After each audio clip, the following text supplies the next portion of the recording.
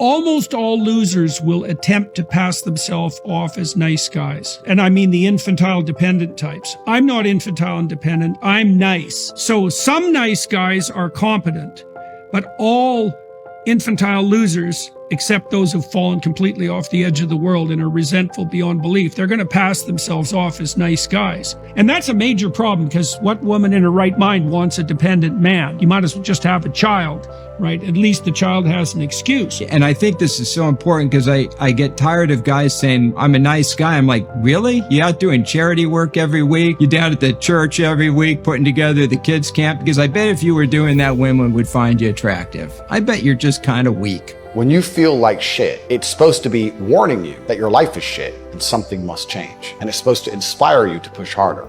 Your laziness, your lack of discipline, it doesn't just affect you. You see, whether you realize it or not, there are people that depend on you. And more importantly, there are people that will depend on who you could become.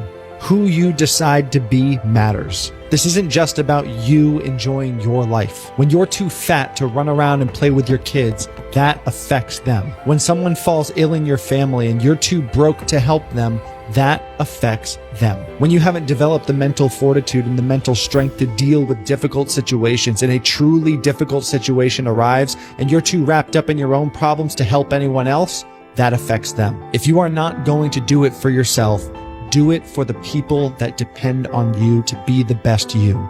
Those who said you couldn't, fear that you never quit. Those who look down on your abilities, fear that you'll be consistent. Those who shamed you, fear that you'll find peace despite it all. Negativity can be fabricated at any instant, while credibility is built with time. Be patient with yourself. Good things are to come. True strength was never about how many pounds you could lift, but how many uncomfortable conversations you are willing to have in the depths of your mind. The voices of doubt and insecurity that come out of hiding as you shut your eyes to sleep.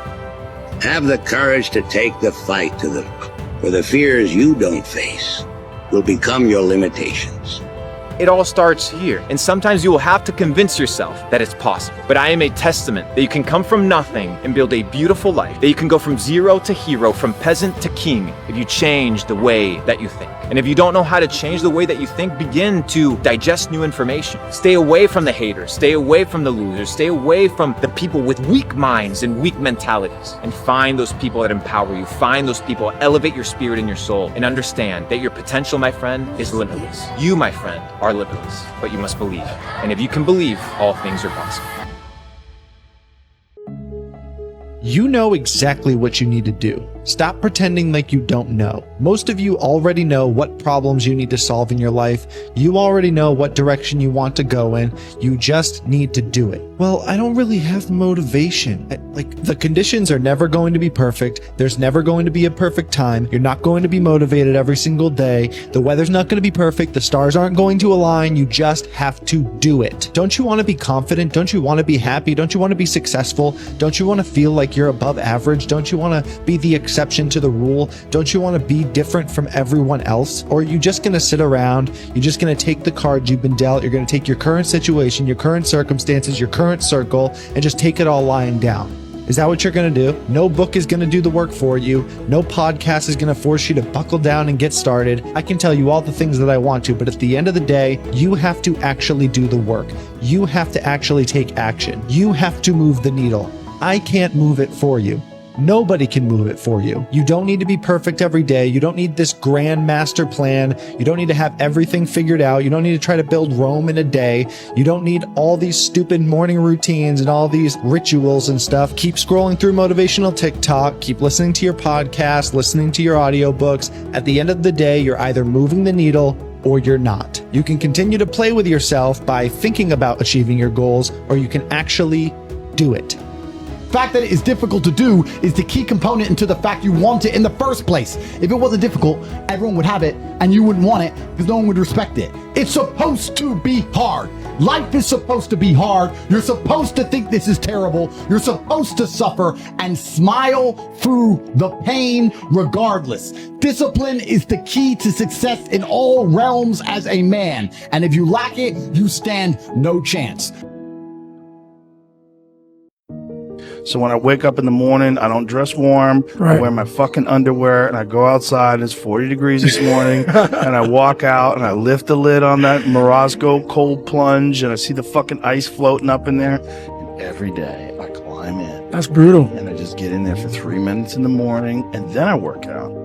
When people do something they don't want to do, like add 3 hours of exercise per day or per week, when people do anything that they, and this is the important part, that they don't want to do. Right. It's not about adding more work, it's about adding more work that you don't want to do. Yes. This brain area gets bigger. Yep. Now here's what's especially interesting about this brain area to me. The anterior mid-cingulate cortex is smaller in obese people. It gets bigger when they diet. It's larger in athletes. It's especially large or grows larger in people that see themselves as challenged and overcome some challenge. In many ways, scientists are starting to think of the anterior mid-cingulate cortex not just as one of the seats of willpower, but perhaps actually the seat of the will to live. First time I was ever super heavily attacked by the Matrix is when I said depression wasn't real. And the backlash was incredible. They were so desperate to try and convince me or demonize me for saying depression wasn't real. And I was like, look, feeling depressed is real, but I believe you have control over your own mind and it's down to you to fix it. You don't need drugs and you haven't caught a disease. You just need to change your scenario, change your settings. Now, PTSD is real. I can tell you, I had it after jail. I know that mental health issues are real, of course. What I'm trying to say is that depression as an idea in the West is so massively overprescribed that it no longer has any value. It's just sadness. It's just sadness. You're just sad. Every time I see men to me, oh, I'm depressed. I look at them and say, I'd be depressed too if I was you. You're a loser. Like, of course you're depressed. Your life's because you're a loser because you've achieved nothing. So it's not a disease. You've got work to do. I have this deal with myself called priming. It's 10 minutes. I put some music on. I do this massive change in my breathing, so it radically changes the way I feel. And then I do this 3-step process. First, I do 3 minutes of gratitude where I think of 3 things I'm really grateful for. And the reason is when you're grateful, you can't be worried. You can't be fearful. When you're grateful, you can't be angry. And anger and fear are what screw people up most in their relationships, in their life, in their business. Most people want to be happy, but their habit is to be worried or pissed off or frustrated or stressed. And so they've got a highway to stress and they got a dirt road to happiness. So I wire myself. I've got a highway to gratitude, which changes all your emotions. And then I do a 3-minute process of kind of a prayer for my family and friends. And then I do a 3-minute process of the top 3 things I want to accomplish. I see it as done. I'm done in 10 minutes. So sometimes I go 20, but my deal is 10. So there's no excuse not to do it. So it's not that you have to change the world you're on. You have to change yourselves and wind up on a different version of Earth. Now, do you think that might be difficult? Yes. Remember this, just because you can see people making choices that might be vibrationally incompatible with what you prefer, doesn't mean you're in the same reality. Because now is the time of choosing.